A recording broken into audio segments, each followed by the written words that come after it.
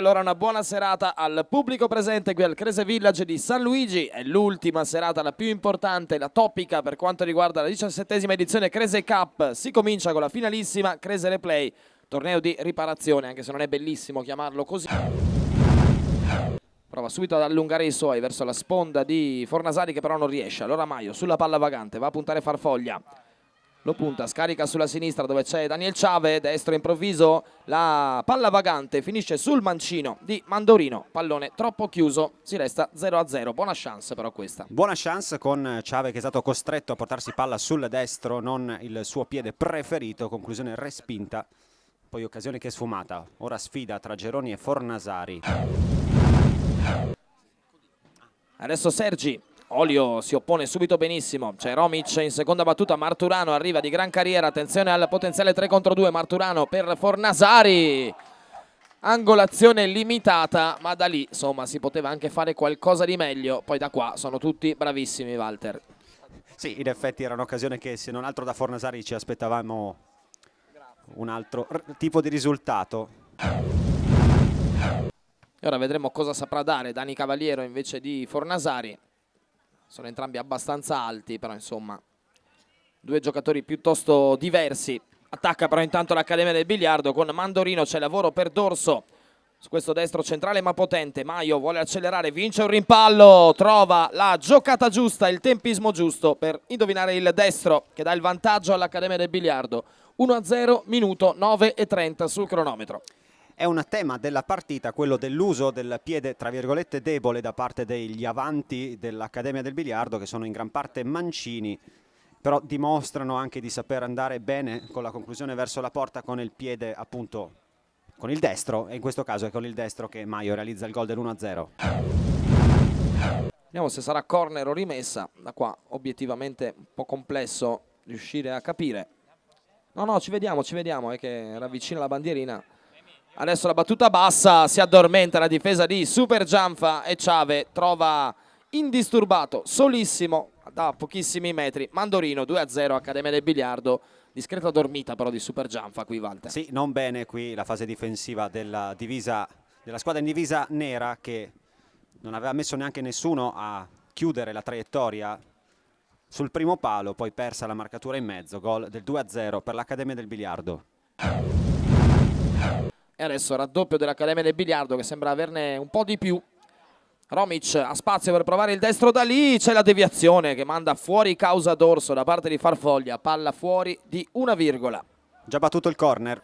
Già battuto da Romic con Maio, pallone all'indietro per Mandorino che vuole lo spazio per il sinistro, se lo ritaglia, incrocia, troppo morbida la difesa di Super Gianfa. Mandorino approfitta ancora una volta e scarica il mancino del 3-0.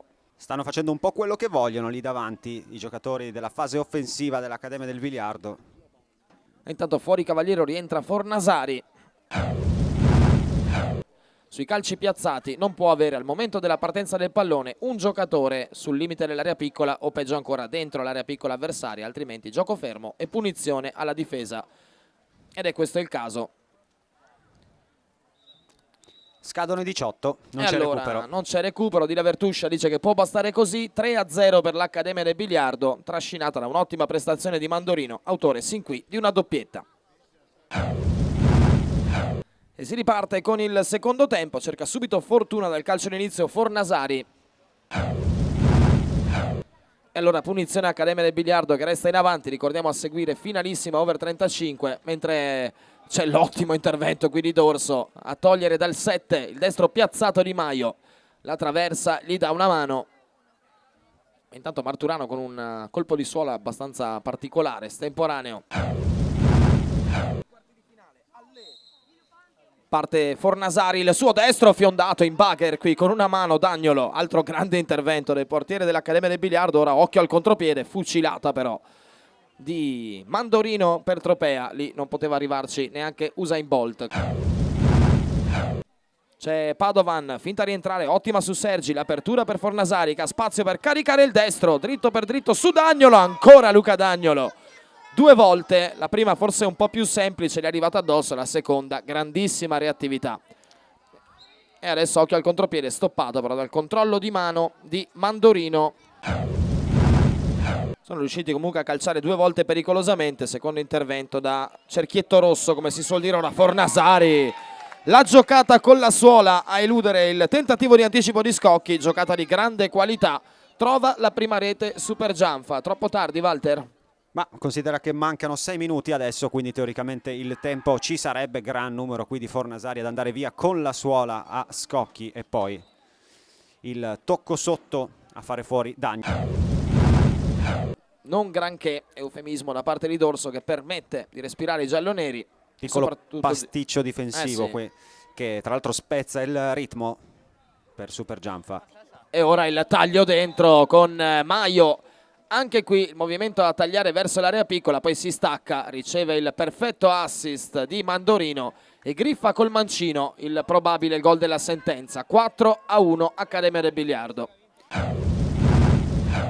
Vuole cercare lo spazio per il tiro, non ci riesce. Sergi in anticipo cerca di travolgere Drosina con grande carica, finisce qui, dice Dila Vertuscia.